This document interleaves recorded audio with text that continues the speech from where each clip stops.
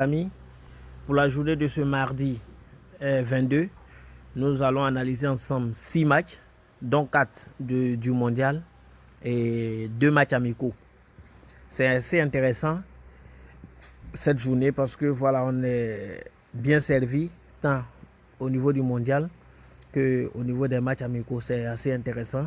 Je vous invite à rejoindre également mon groupe Telegram. Nous avons commencé une montante et on a validé 2 paliers déjà à la première journée et on va jouer cette montante durant toute la Coupe du Monde et je suis sûr que cette montante là arrivera au bout parce que je vais vraiment mitiger mes choix, je vais vraiment être rigoureux dans mes choix. C'est vrai qu'en football tout peut arriver, mais on va essayer et je pense qu'on va arriver loin avec.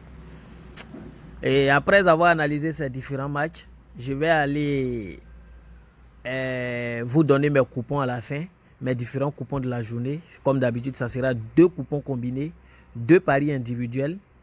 Et je vais vous donner également un coupon combiné à la fin qui combine l'ensemble des matchs sur lesquels je vais me prononcer.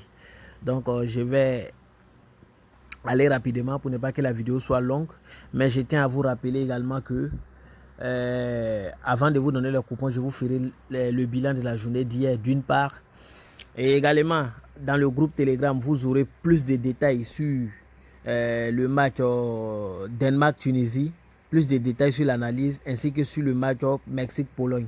Je ne vais pas toucher le match de France et puis le match d'Argentine, voilà, qui sont quand même une évidence que je vais déjà aborder ici. Je commence avec le mondial. Premier match, c'est entre l'Argentine et l'Arabie Saoudite. Ce qui est intéressant, il faut savoir que ici, au niveau de la forme actuelle sur les 5 derniers matchs, l'Argentine a remporté ses 5 derniers matchs et c'était face à l'Italie, face à l'Estonie, face à l'Honduras, à la Jamaïque et à l'Émirats Arabes Unis la semaine dernière, le 16. L'Arabie Saoudite, de son côté, a perdu un de ses 5 derniers matchs face à la Croatie, pour une victoire face à l'Islande et pour 3 matchs nuls respectivement face à l'Albanie, l'Honduras et le Panama. Au niveau de l'état de forme, quand on regarde, on se rend tout de suite compte que sur les 10 derniers matchs, voilà, l'Argentine a fait 2 matchs nuls pour, n'est-ce pas, 8 victoires. Quand on prend les 15 derniers matchs, vous allez voir que toujours l'Argentine n'a pas perdu de match depuis un bon moment. C'est une équipe qui joue une période d'invincibilité. Vous allez voir que voilà, il y a très longtemps qu'ils n'ont pas perdu de match. Depuis le mois de juin, ils n'ont plus perdu de match et ils ont joué plus de 20 matchs sans défaite. Donc il faut comprendre par là qu'ils sont hyper en forme actuellement. Par contre, quand ils prennent les 20 derniers matchs de l'adversaire du jour, voilà, ils ont perdu pas mal de matchs, pour beaucoup de matchs nuls, contrairement à une équipe d'Argentine qui, malgré les grosses têtes qu'elle croise, voilà, parvient à battre ces différentes équipes. C'est une équipe qui est dans une forme parfaite actuellement, avec des joueurs très dynamiques. Voilà, le vieux Messi aussi qui, voilà, toujours tient le coup, hein, il tient le coup malgré l'âge, ça va. Et à l'équipe nationale, vous avez un Di Maria qui brille très bien. Et voilà, la sélection est très bien faite. Et je pense que je vais rappeler l'effectif aussi dans mon groupe Telegram pour que vous ayez une bonne visibilité sur tout ça. Argentine. Et quand vous regardez également, vous allez constater que les deux équipes se sont déjà confrontées en 92. C'était avec une victoire donc de l'Argentine 3-1, n'est-ce pas? Et je pense que demain, pour ce match d'ouverture de l'Argentine, et je pense que simplement l'histoire va se répéter. Je vois une supériorité de l'Argentine par rapport à l'Arabie Saoudite, aussi bien offensivement que défensivement. C'est pourquoi je vais sur la base de la victoire donc de l'Argentine. Il y a un autre pari très intéressant ici. C'est au moins une équipe va marquer 2 buts. Voilà, ça va passer aussi. Au moins une équipe va marquer 2 buts. Notamment c'est l'Argentine, mais on joue simplement au moins une équipe va marquer 2 buts et on observe ce que ça va donner. Maintenant, pour ceux qui veulent jouer un pari individuel sur ce match là, c'est Argentine gagne le match et puis il y a 2,5 buts dans le match. Voilà, c'est un pari safe. Pour moi, ça va passer. Voilà, je vais revenir sur tout ça quand je vais me prononcer sur les différents coupons. Je vais prendre Le second match qui se joue à 13h entre, n'est-ce pas, Danemark et la Tunisie. C'est un match assez intéressant. Vous avez plus de détails sur ce match dans le groupe. Je vous invite à aller lire pour mieux comprendre mes différents choix que je vais vous donner ici. Ici, il faut savoir simplement qu'au niveau de l'état de forme, de manière globale, il n'y a pas une équipe qui soit en forme par rapport à une autre. Et au niveau de la motivation, c'est la même chose, car les deux équipes jouent hors de leur sol. Et au niveau donc de l'effectif, il y a un léger avantage de Danemark par rapport à la Tunisie. Vous allez voir tout ça dans les détails, comme je l'ai dit dans le groupe Telegram. Ce qui m'intéresse ici, c'est prendre les 10 dernières confrontations. C'est 4 défaites, n'est-ce pas, donc pour Danemark, pour 6 victoires. Et sachez que c'est une équipe qui a croisé pas mal de grosses têtes, notamment la France, la Croatie, la Serbie, le Pays-Bas et l'Écosse, qui sont quand même que de grosses têtes. Et contrairement à une équipe de Tunisie, qui, bien qu'ayant gagné, n'est-ce pas, 6 de ses 10 derniers matchs pour 2 victoires, et 2 défaites et 2 matchs nuls, il faut toutefois reconnaître que cette équipe a croisé des équipes qui sont plus ou moins à leur portée. On peut en citer le Burkina, le Mali, la Guinée équatoriale, Botswana. Et ils ont quand même pu vaincre la Chili et le Japon, qui sont 2 grosses équipes. Et ils ont perdu face au Brésil en septembre dernier lors d'un match amical 5-1. Et en amical, la semaine dernière, face à l'Iran, ils ont encore gagné. C'est une équipe qui reste quand même en forme. C'est pourquoi au niveau de l'état de forme, le Danemark n'est pas plus en forme que eux. Bien que Danemark soit une équipe qui vraiment s'est construite dans ces dernières années, voilà, les deux équipes restent au même niveau.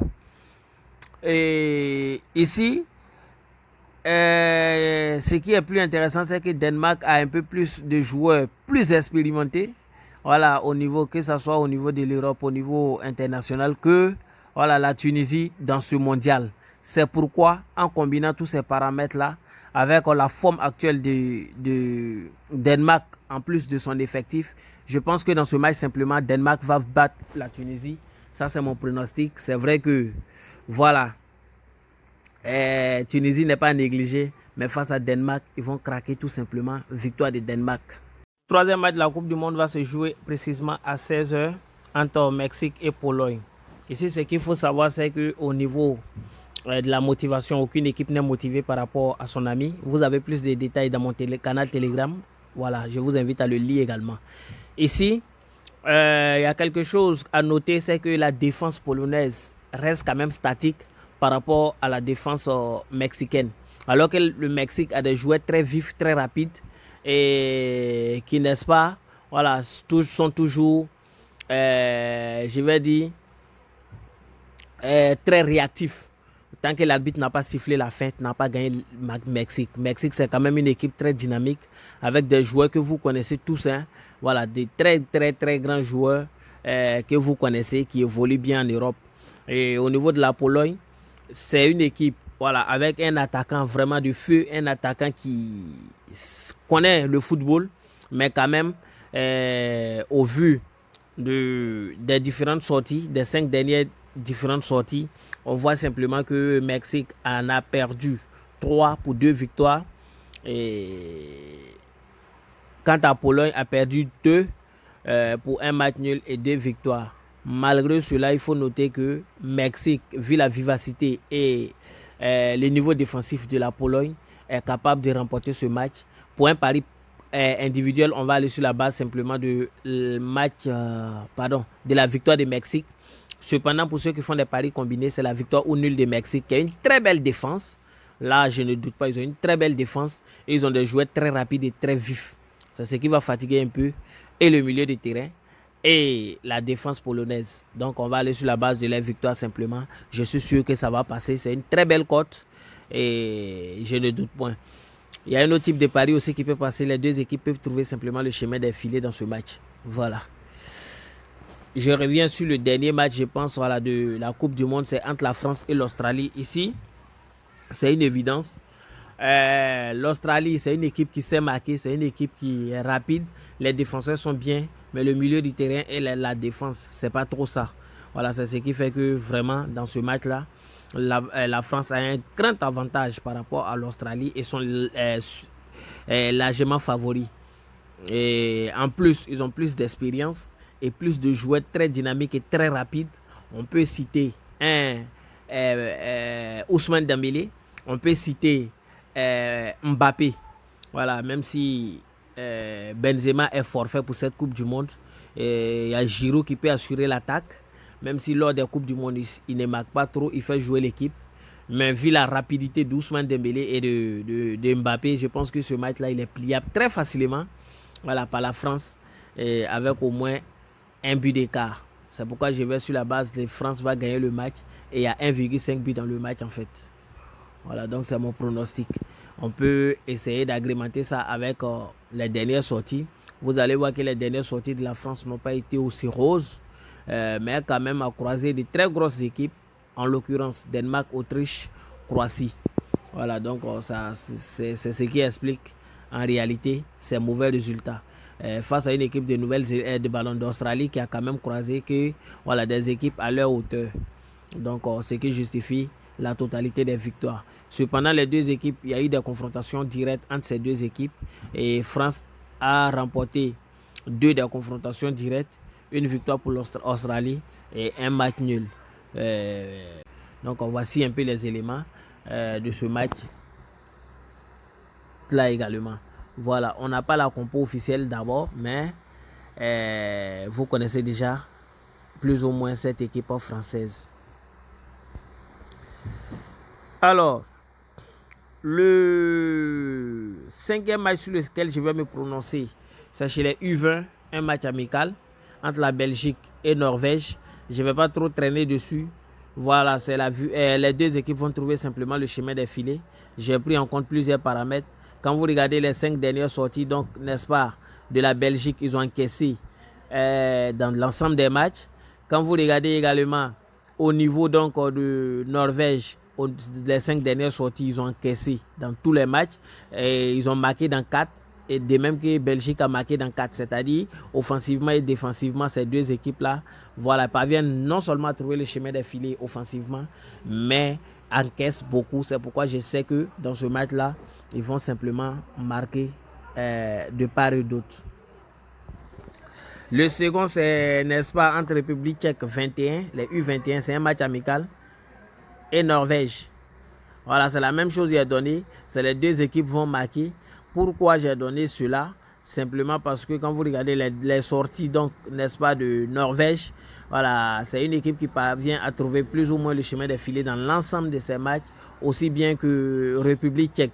Cependant, les deux équipes ont encaissé, voilà, dans pratiquement l'ensemble de leurs différents matchs. C'est pourquoi je suis allé sur les mêmes analyses que ce que j'ai porté au niveau donc de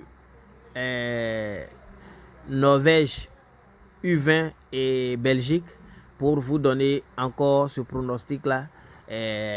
Simplement, au moins ici, il faut noter simplement que les deux équipes vont marquer. Mais pour un pari combiné, vous partez sur la base d'au moins une équipe va marquer 2 buts simplement, ça va passer. Donc ainsi prend fin mes analyses. Je vous reviens avec mes coupons. Donc vous avez ici le premier coupon, un but pour Danemark, la victoire de la France, et puis plus de 2 buts dans le match de République tchèque et Norvège, chez les U21 bien sûr. Donc c'est K7 VL8, le code coupon. Le second coupon est également coté à 2,12 pour 3 équipes, un but pour Belgique U20 face à Norvège U20. Un but, n'est-ce pas, pardon, victoire ou nul, n'est-ce pas, donc de la Mexique et la victoire, n'est-ce pas, donc de l'Argentine. J'enregistre également le coupon. C'est bien 3BXL8. 3BXL8. Donc, je reviens avec 2 paris individuels et le dernier coupon. Mon premier pari individuel, c'est ici. Danemark face à Tunisie. C'est la victoire, n'est-ce pas, donc de Danemark, une cote 1,62, une très belle cote à tenter. Mon dernier pari individuel va se jouer entre Mexique et Pologne. Dans ce match, en réalité, je vois les deux équipes marquer, mais je ne vais pas aller sur cette base. Je vais jouer un pari très intelligent, de sorte qu'on soit remboursé, n'est-ce pas, en cas de 2 buts dans le match. On va jouer ça, cette option, plus de 2 buts dans le match. Il n'a pas mis 2,5 parce que quand il met 2,5, quand il y a 2 buts dans le match, on paie. Par contre, avec ce pari, avec la cote 1,80, s'il y a 2 buts exactement dans le match, on est remboursé. S'il y a un but, on paie. Et quand il y a 3 buts, le coupon, il passe. Voilà, donc on joue un peu modéré. Sinon, dans ce match-là, vous pouvez tenter, pour ceux qui aiment le risque, vous tentez simplement Mexique ou nul et les deux équipes vont marquer. N'oubliez pas qu'hier, on a pris un risque qui nous a arrangé avec la cote 3,40.